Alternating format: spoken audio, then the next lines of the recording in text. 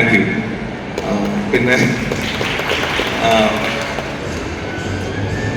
എല്ലാ പരിപാടിക്കും എന്നെ ലാസ്റ്റ് വിളിക്കും. അപ്പോൾ എല്ലാവരും പ്രതീക്ഷിക്കും ഇയാൾ വന്നിട്ട് എന്തോ കാര്യമായിട്ട് സംസാരിക്കുന്നു. ഇപ്പൊ ഇവിടെ ഏറ്റവും മോശമായിട്ട് സംസാരിക്കുന്നത് ഞാനായിരിക്കും. കാരണം എനിക്ക് ശരിക്കും കുഴപ്പമില്ല, സിനിമയിൽ അഭിനയിക്കുന്നു പറയെങ്കിലും സ്റ്റേജിൽ അത്ര ഓക്കെ ആയിട്ടുള്ള ആളല്ല. ഏതായാലും ഇപ്പോൾ ഇങ്ങനെ ഒരു വേദിയിൽ ഈ നാളെ റിലീസാവാൻ പോകുന്ന സിനിമയുടെ തലേ ദിവസം ഈ സമയത്ത് ഇങ്ങനെ ഒരു പരിപാടി ഞാൻ ഒരിക്കലും പിടിക്കില്ല.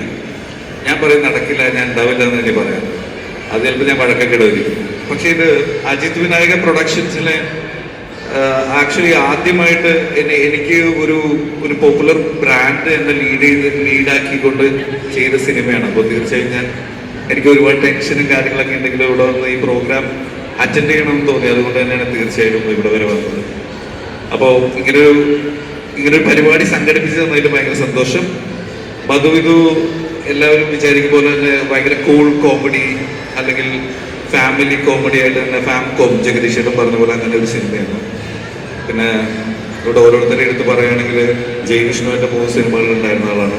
ബിബിനെ എനിക്കറിയാവുന്നതാണ്, ഫ്രണ്ടാണ്, റൈറ്റേഴ്സ്.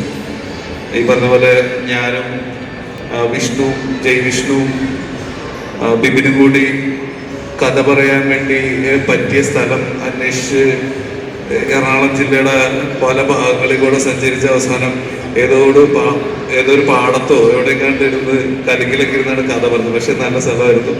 ഏതായാലും അങ്ങനെ ഒരു നല്ല സിനിമ സംഭവിച്ചു. അതിൽ ഭയങ്കര സന്തോഷം. പിന്നെ കല്യാണിയുടെ കൂടെ തീർച്ചയായും അഭിനയിക്കാൻ പറ്റിയതിൽ ഭയങ്കര സന്തോഷം. അത് അടിപൊളിയാണ്. പിന്നെ ബിന്ദു ചേച്ചിയുടെ കൂടെ ഞാൻ ചെയ്തിട്ടുണ്ട്. ബിന്ദു ചേച്ചിയുടെ കൂടെ ഞാൻ ഇതിനു മുമ്പ് എനിക്ക് തോന്നുന്നു റോഷാക്കില് നമുക്ക് കോമ്പിനേഷൻ സീൻസ് ഇല്ല, പക്ഷെ എൻ്റെ അമ്മയായിട്ട് മദന മനോരമത്തിൽ ചെയ്തിട്ടുണ്ട്. പിന്നെ ഹലോ മമ്മിയില് സഹായിക്കാൻ വരുന്ന ആളായിട്ടും ചെയ്തിട്ടുണ്ട്. ജഗദീഷ് ചേട്ടൻ ഈ പറഞ്ഞ പോലെ എൻ്റെ കൂടെ റോഷാക്കിന് ചെയ്തിട്ടുണ്ട്, ഹലോ മമ്മിയിൽ ചെയ്തിട്ടുണ്ട്. അപ്പൊ അതിലെല്ലാം ഭയങ്കര സന്തോഷം. ഈ സീനിയർ ആർട്ടിസ്റ്റുകൾ നമ്മളെ കുറിച്ച് ഇങ്ങനെ നല്ല കമന്റുകളൊക്കെ പറയുന്നതിൽ ഭയങ്കര സന്തോഷമുണ്ട്. സായിച്ചേട്ടനെ ആദ്യമായിട്ടാണ് അഭിനയിക്കുന്നത്. പക്ഷെ സായിച്ചേട്ടനെ ഞാൻ ഇടയ്ക്ക് വെറുതെ വിളിക്കും. ഞാൻ അങ്ങനെ എല്ലാവരെയും അങ്ങനെ വിളിക്കാറില്ല. അല്ലെങ്കിൽ ഞാൻ ചില സിനിമകളുടെ എന്തെങ്കിലും കട്ട്സ് ഒക്കെ കണ്ടു കഴിയുമ്പോൾ സായിച്ചേട്ടനെ വെറുതെ വിളിക്കും. എന്നിട്ട് ഞാൻ പറയും, സായിച്ചേട്ടൻ ഞാൻ വീട്ടിലേക്ക് വരുന്നുണ്ട്, എനിക്കത് കാണണം എന്ന് പറയും. പക്ഷെ ഞാൻ ഇതുവരെ പോയിട്ടില്ല, സോറി. പക്ഷെ അത് ആ എക്സൈറ്റ്മെന്റ് ഭയങ്കരമായിട്ട് പല സിനിമകളിലും സായിച്ചേട്ടന്റെ പെർഫോമൻസ് കണ്ടുകൊണ്ട് പെട്ടെന്ന് എക്സൈറ്റഡ് ആയിട്ട് നമ്പറുള്ള ആരും കൊണ്ട് ചാടി കയറി വിളിച്ച് ഇത് കാണണം എന്നൊക്കെ. അല്ല, അത് ഭയങ്കരമായിട്ടുണ്ട്. ഇപ്പൊ ഈ സിനിമയിൽ സായിച്ചേട്ടൻ്റെ കൂടെ വർക്ക് ചെയ്യാൻ പറ്റിയല്ലോ, ഭയങ്കര സന്തോഷം. പിന്നെ തീർച്ചയായും വിജിത,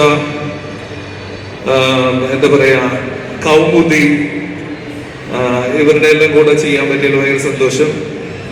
താങ്ക് യു മാളവിക ഈ സിനിമയില് പ്രൊഡക്ഷനിൽ വന്നതിൽ. പിന്നെ തീർച്ചയായും പ്രദീപേട്ടനാണ് ആക്ച്വലി ഈ പടം എന്താ പറയാ, ഈ പടത്തിന്റെ കാരണക്കാരനായ പേര് പുള്ളിയാണ്. പുള്ളിയിൽ നിന്നാണ് ഈ സിനിമ തുടങ്ങുന്നത്. അപ്പോൾ പ്രദീപേട്ടൻ ഇവിടെ ഇല്ല. തീർച്ചയായും പ്രദീപേട്ടനും താങ്ക്സ് പറയുന്നത്.